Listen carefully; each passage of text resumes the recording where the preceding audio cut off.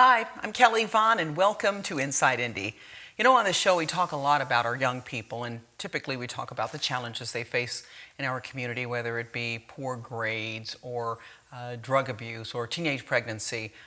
We do a lot of talking about the problems, but today we're going to talk about some solutions, and a pretty unique solution I think you'll find. And we have a couple of special guests in the studio here to tell us how to make things better for our young people in the most unique way. And they are Jim Morse, and you are Director of Golf Instruction at Golf Tech. Correct. Here in Indianapolis. Welcome to the show. Thank you. And we also have Mitzi Short, and she is the owner of Golf Tech in Indy. Thank you. Welcome to Inside Indy. Now, I know people who are watching are going, okay, I don't get the connection. For 1 minute, you're talking about challenges that our young people face, and you're talking about golf in the next sentence. What does golf have to do with helping our young people? And Jim, you want to go first? Sure. Young people, as they grow up, I think need to learn how to set goals and try to, get themselves ready for later years in life. And golf's very good for that. For instance, when we do golf instruction, our students are trying to set goals for themselves and striving towards, working towards, their ultimate goals. And we can do that with children that, if they're interested in golf, and not just teach them the game of golf, but teach them kind of a path on how to maybe conduct their life, how they look towards things. And then also what I think of in the golf business and children is a program called the First Tee. And the First Tee is a wonderful program. They've got many centers throughout the entire country, and they help the children that maybe don't have the ability to go out to a golf course, whether they live in the cities, not near a golf course, but they can learn about golf. And us, as a golf instruction company, being Golf Tech, we do make financial contributions to the First Tee program. We also will donate used equipment, whether it's clubs, golf balls, training aids, things like that. So these children that, if they're interested in doing an activity and, trying to keep themselves busy, they can go to these facilities and not have to worry about, going out and having their own. They'll have the stuff readily available for when they want to, progress in something like the game of golf. Okay. I also think kids are really active and they're looking for outlets and things to do. So golf is a wonderful sport, great opportunity for them to really utilize that excess energy that they have. And it's very competitive. So you have the opportunity to compete with yourself in terms of getting a lower score, and also to compete as part of a team. So we also teach team building as a part of that as well. So it's a sport that if you start early, you have a long time to play throughout your life. Okay. So it's a great way to get them involved in a sport that can last a lifetime. So how young should you start your child in the world of golf? I mean, what's a good age to start in terms of whether it's teaching them those skills? But say you want your kid to be the next Tiger Woods. Well, for example, Tiger Woods, I believe, began golf when he was about 3. Oh, okay. So, I mean, it varies, but, I've, in my career and at Golf Tech as well, I've taught, students as young as 3 or 4 years old. So I don't think it's ever too early to learn. I mean, if a child really wants to and they take an interest to it, let them come on in and we'll help them out. And what do you tell a 3 or 4-year-old? What do you, because you being an instructor, I'm thinking, I have a nephew who I just saw this morning, and I can't even, what do you teach them? Swing carefully. Right, absolutely, yeah, safety first. And wait. The thing with someone that young is basically just, keeping them engaged, making it fun. I mean, you're not going to go out there and, have them hit 10, 20 golf balls and work on swing technique. You're going to just do some things that, let them kind of, grab the club however they may want to, see if they can, contact the ball. A lot of times when they do that, they think that's the neatest thing in the world, and they, gravitate towards it and do little games. and just anything you can to keep them engaged, because as we know, their attention spans tend to be a little short. So, maybe it's only spending 5 or 10 minutes with them as opposed to a whole 30 or 60 minutes. So Okay. you got to be creative when you do that with children that young. But, if that helps them in a couple of years down the road, decide that, hey, golf, that was really fun. Let's get involved in that a little bit, more of a long-term type deal, then that's always fun. Okay. Now, what about the health benefits of golfing? And I don't know that I've ever been to play golf in my life. Putt-putt, does that count? Sure. It's a start. It's a start. It's an important part of the game. It is? Drive for dough, putt for show. Okay. Drive for show, putt for dough, right? Okay, there you go. So what about the health benefits for kids or even adults? Because it looks like, there's a lot of walking, but it seems to be a very quiet type of, subdued type game to me. Right. Sport. Well, if you think about walking a whole round, 18 holes, that could be 6,000 to 7,000 yards, right? A couple miles. So if you do that a couple times a week, it's a great way to get cardio benefit. And you can walk as fast or slow as you want also. There's also the flexibility aspects of golf too. So you don't typically think of, hey, there's an opportunity to stretch and be flexible so that you can have full range of motion. So combination of stretching and walking are great benefits health-wise for golf. Okay. So we talked about our young people and the challenges they face. So let's give an example of someone, say a student who's struggling in school, maybe he's not doing well, and distracted by hanging out with his friends, and maybe a truancy issue at school. So how might something like this help a child like that? I'm just going to give you kind of a scenario that you could play out for our audience, how this would impact that child's life. Well, I'd say first it would give them a place to go, some routine and some discipline and some structure. And then I think there's also the opportunity to have a connection with a coach. And I'll let Jim talk a little bit more about how you build relationships with your students. Okay. Right. No, exactly. And, say a troubled teen or whatever that's, used to, maybe doing things that they shouldn't do after school or whatnot. They come in and like Mitzi said, establish a connection or a relationship with a coach like myself. And like I kind of said before, kind of working towards some goals, some challenges, that's, maybe get on a set schedule to where you've got to have some responsibilities and things like that, and make it fun to where they want to do it, but at the same time, it's, keeping them, maybe out of trouble, and also helping them just kind of grow their personality, maybe the way that they handle things in life, and trying to get them on some kind of a structure. Okay, and I'm thinking... And I think that's where First Tee comes involved too. It's a great organization that teaches fundamentals and things around character and responsibility. They have great values that they try to instill in the participants as well. Right. So a combination of, what they do structure-wise from a character building perspective, and also an activity to keep people involved, to get them engaged, and not, idle minds can wander and do different things. Right, okay. And then the other thing about that I want to add to that is, golf's very much, it's a game that has many, many rules, but there's really no officials in golf. So it's a game in which, everyone is responsible for so-called policing themselves in the rules of golf. So it really builds integrity. So if someone creates an infraction in the game of golf, and they know that they weren't supposed to do that and they should receive a penalty for that, it's up to the individual to, say, look, I should, receive a penalty for that. There's a lot of etiquette involved in the game of golf, as far as being quiet and, staying out of people's ways, not just, to be careful you don't get hit with a club or a ball, but also just to, when it's someone else's turn, give them their space, let them conduct their shot, and then, it just really kind of, it can really well round somebody that maybe isn't. Sounds like it can create a lot of structure. And one thing that's lacking, I think, oftentimes with young kids, and I don't mean to say that we're only talking about, delinquent children. Right. Any kid. Right. Attention deficit or... Yeah, there's something going on oftentimes with that age of the rebellion, that kind of thing. But respect, I would think, would be a huge benefit. Yes. Yeah.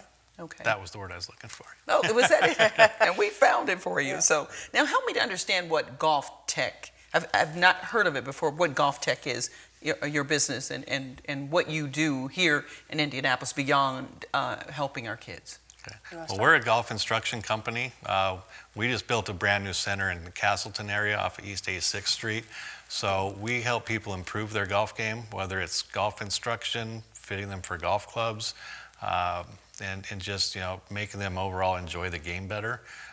There are nearly 200 centers in 5 different countries, so it's a big company, and I'm happy to be part of the team, and we're just all about helping people enjoy golf a little bit better. Okay. Okay. Go ahead, We have a great history, over 25 years in the business, and I think what attracted me to Golf Tech in particular, I started as a client.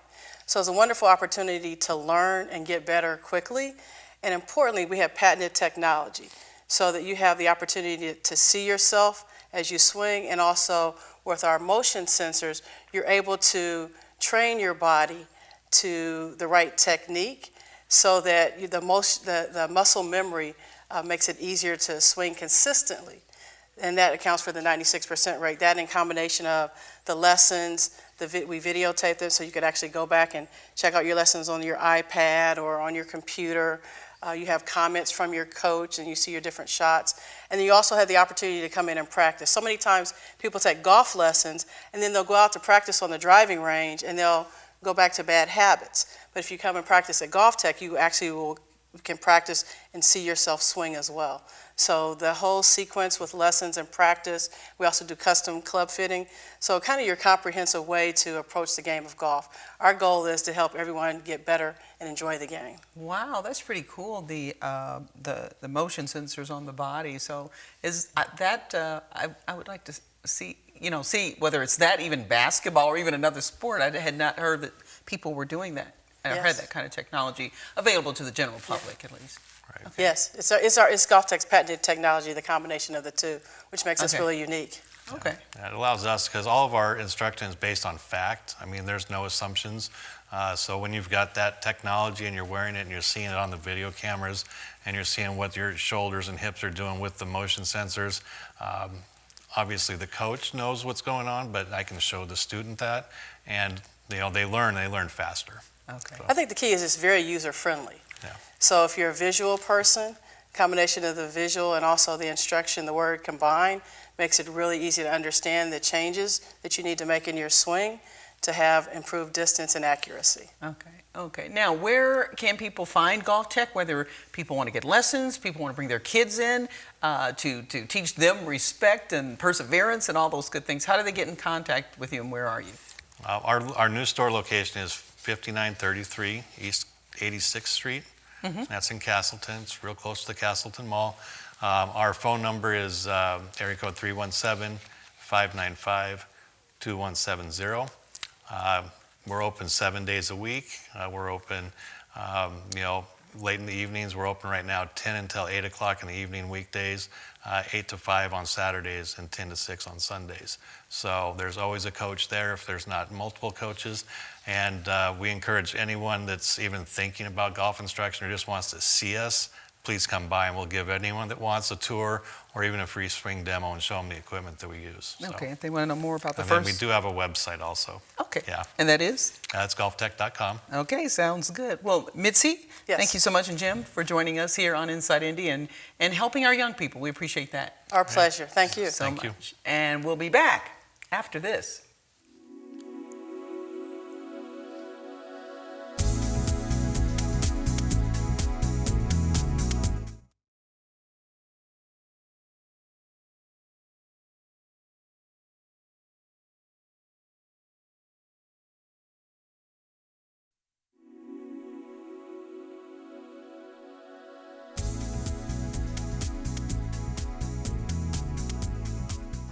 And we're back, and the 4th of July, our country's birthday, is fast approaching. And what better way to celebrate that with the sounds of America? And we're going to tell you how you can do that coming up on July 2nd at 4 o'clock p.m. at Legacy Bible Church. And here to tell us all about the special event is Dr. Keith Kunda, who is directing this spectacular musical event, right? That's right. And welcome to Inside Indy. It's good to be here. Thank you for having me. Thank you for coming. And you are also the pastor of Legacy Bible Church. I do also happen to be the pastor of the church, Okay, yes. in Noblesville. But this concert that's going to actually be at the church, you're just hosting. That's right. Okay, and it's actually being put on by the Fisher's Music Works. Yes. Fisher's Music Works is the parent organization for 7 music ensembles and a theater troupe. We have a band, the White River Wind Symphony. That's the group that's doing this concert. We have the White River Chamber Orchestra. We have Nickel Plate Jazz Orchestra, which is a big band. We have a jazz combo. We have a brass quintet. We have a community chorus. We have Project Opera. And then we have a theater troupe as well. Wow. So it works out well because as the parent organization, we're able to have everything under one umbrella. And when you're talking about looking for funding from various sources, you don't have 7 or 8 different groups going to the same people and saying, would you be interested in sponsoring the performing arts? We put it all under one umbrella, and it's worked very well for us. Okay, so tell us about the big event on July 2nd, what we can expect. Sounds of America is what the title says. It is all American music. On July 4th, we celebrate not just the signing of the Declaration of Independence, but we celebrate our freedom. And our freedom has given us many things in this country that people in other parts of the world can only dream of. In the performing arts, one of the things that it has given us is the freedom for composers to write whatever they wish. In oppressive countries, there is censorship, and the government always gets to say, you may compose this, you may not compose this. But in America, the market controls what gets composed. And if something is good, then it has a market, people buy it, or they go to concerts of it, and composers have been able to write whatever has been on their minds, whatever the muses lead them to compose. And that has spawned a number of musical genres that are distinctly American, or at least had their origin in America. And in this concert, we celebrate all of that. We celebrate the freedom that composers have. We have all different sounds of America from all kinds of sources. We have music from television, we have music from Broadway, we have music from film, we have ragtime, we have rock and roll, we have marches, we have hymnody. Of course, we start with the Star-Spangled Banner. We have patriotic music. We have other music by American composers like Bernstein and Copland and Irving Berlin. So people will get to hear a wide variety of things, all of which celebrate the freedom that we remember on July 4th. Wow, that is very cool. I love how you guys have put this all together. And you know, when I think about the other nations censoring, I think of the press, and I just had forgotten that that included music. And yeah. It makes you appreciate our freedoms just that much more. Yeah, absolutely. If you had lived in communist Soviet Union, you would never have been able to produce anything in the performing arts that had anything negative to say about the country, about leadership, no satire about government officials, nothing. Plays would have been censored, all of those things. We've never had that in America, so we don't understand that kind of censorship. We can read about it, we can hear about it, but artists, composers have always had the freedom to create or compose what they wish. And what it has done for the music world has been, think about the Broadway musical and how popular Broadway musicals are worldwide. That is something that is distinctly American. It began on Broadway in the United States. They're now performed all over the world, but it began here. Well, some of those Broadway musicals took on difficult topics, racism, government control of too many things, all those kinds of things. In certain countries, you wouldn't have been able to do that. Right. But here in America, those who create things in the performing arts have freedom to create whatever they wish. If they want to make money off it, they have to create something that has a market. Okay, right, and then we celebrate that, so wow, that's very cool. So now, I know you play the trumpet. I do. Okay. Trumpet was my introduction to music, if you will, way back in the 5th grade, a couple of years ago. I started playing the trumpet. That's how I began, and then went on to major in music education in college, and now in more recent years, I have my doctorate in conducting from Ball State University. Wow. Okay. And I was involved with Fisher's Music Works from its founding and was the original, and still am, the music director of the group. And I still play the trumpet here and there. I play in the Indiana Heartland Brass Quintet, which is one of our ensembles. Oh, wow. And I play at church most of the time when there's a need for a trumpet. But more recently, the thing that I do more than that is I conduct. And that's my sort of now my first love, not my original love, but conducting is my first love in music. Yeah. Okay. So tell us what a conductor does, because when we see you, you're standing there and he's got a stick and and it looks pretty cool, but we really don't know what you're doing. Well, one of the jokes is that we just wave our hands around until the music stops. Okay. But there really is a lot more to it than that. About 50 to 60 to 70% of the work is done in rehearsals, in terms of giving the ensemble, in this case the band, an understanding of how we should interpret the music, getting them to understand how we're going to go through difficult transitions from one section of a piece to another, finding wrong notes, finding wrong rhythms, fixing those kinds of things. In the concert, the conductor is the one who is giving the interpretation to the audience by conveying different moods, by helping to cue in different instruments when it's their time to play, by keeping everyone together, assuming that they're actually watching the conductor. I was going to say that. So there are all of those kinds of things. And every now and then something goes wrong in a concert, and then the conductor has to figure out, okay, how am I going to get that person who got a measure ahead or a measure behind back on track? So you kind of have to give some hand signals. You hope that doesn't happen too often, but it's been known to happen. Yeah, I would think it could be, sometimes you get a headache, you're just trying to keep everybody together. Yeah, it is, it's the biggest adrenaline rush that I've ever had of doing anything in my life, is conducting, because it uses your emotions. It uses the physical part of you in terms of waving your arms around. It uses the artistic part of you. It uses your brain.